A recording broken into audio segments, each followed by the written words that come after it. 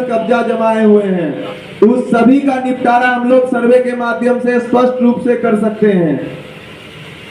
दूसरा हमारा क्या है कि अगर हम सर्वे में अपना भाग लेते हैं तो जितनी भी जमीन की पुरानी से पुरानी समस्या है, जिसके वजह से हम प्रशासनिक से लेके हाई कोर्ट से लेके सुप्रीम कोर्ट में याचिका दायर किए हैं, उस सभी का निपटारा हम व्यवहारिक रूप से आपसी सामंजस्य रूप से कर सकते हैं। इस सर्वे को सबसे पहले ये जानिए कि सर्वे बिहार सरकार क्यों कराना चाह रही है। सबसे पहला है जमीनी विवाद। जमीनी विवाद को खत्म करने के लिए बिहार सरकार सर्वे को अग्रसर रूप से करवाने जा रही है। और दूसरा हमारा है कि डिजिटल अपग्रेडेशन, जो टाइम के साथ अगर अपने आप को अपग्रेड नहीं कीजिएगा तो दुनिया से पीछे छूट जाइएगा।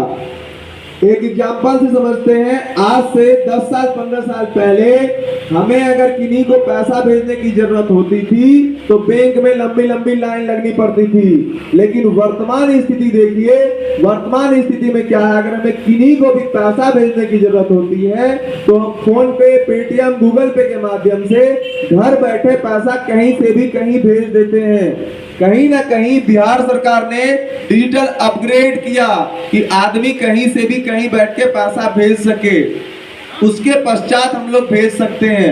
उसी तरह बिहार सरकार चाहती है कि आपके जमीन को भी डिजिटल अपग्रेड कर दे। उससे क्या होगा कि जो हमारा कागज का समस्या है, अब कागज की क्या समस्या है, बहुत सारे लोग के मन में बहुत सारा प्रश्न होगा कि अगर किन्हीं के दादा परदादा की जमीन है, उनको बोला जाए कि आप उनके सभी साक्ष्य लाइए, तो बहुत सारे लोग बोलेंगे खो गया है, फट गया है, मिल नहीं रहा है, जल गया है, बहुत सारी समस्याएं हैं। उस सभी समस्याओं को हम लोग इस सर्वे के माध्यम से निपटारा कर सकते हैं। और अगर आप लोग सहयोग करेंगे तो हमारा जैसे डिजिटल अपग्रेडेशन हो जाएगा तो आपकी जमीन की संपूर्ण विवरण बिहार सरकार के official website DLRS Bihar, direct land survey record, government of Bihar पे दर्ज हो जाएगा। और जो भी कागज की समस्या है उस समस्या से आपको निदान मिल जाएगा।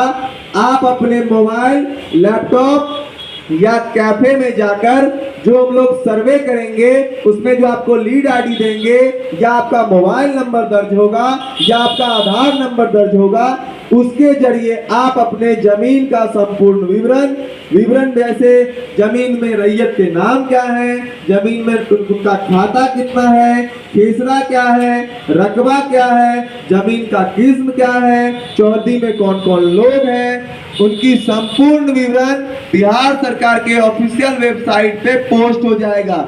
जैसे पहले लोग को अगर बैंक में जानना होता था कि हमारे